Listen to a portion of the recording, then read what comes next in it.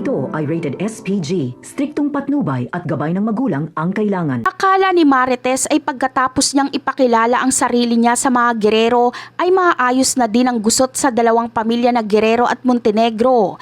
Ngunit dito nga siya nagkakamali dahil mas lalo lang pinagulo ni Marites ang lahat at malalagay pa sa alanganin ang buhay niya dahil sa paglantad niya bilang isang Guerrero.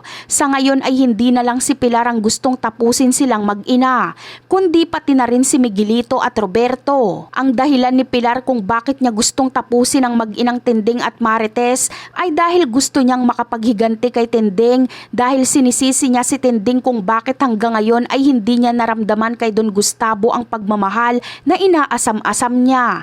Dahil hanggang ngayon ay si Tinding pa rin ang mahal ni Don Gustavo. At dahil hindi din naman naranasan ni Doña Pilar ang pagmamahal kay Don Gustavo, ay mas gugustuhin niya na lang na paslangin ang mga ito. Ngunit bago niya gawin yon ay kailangan niya munang mailipat sa pangalan niya ang lahat ng mga ari-arian ni Don Gustavo na pinamana niya kay Tinding. Bagamat isinauli na ito ni Marites sa mga Guerrero, ngunit ibinalik ito ni Don Gustavo sa kanya bago umalis si Marites sa mansyon ng mga Guerrero. Kaya pinadukot ni Doña Pilar si Tinding at ipapatubos niya ito gamit ang mga titulo na hawak ni Marites. At ang masaklap pa dito ay si Marites lang dapat ang kusang pupunta sa lugar kung saan dinala si Tinding. Paraan ito ni Doña Pilar para sabay niyang tapusin ang mag-inang Tinding at Marites.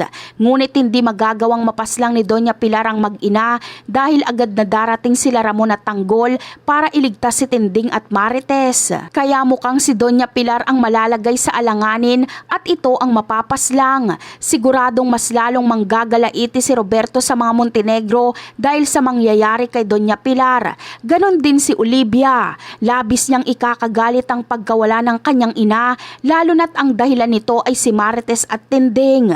At yan ang aabangan natin. Bye!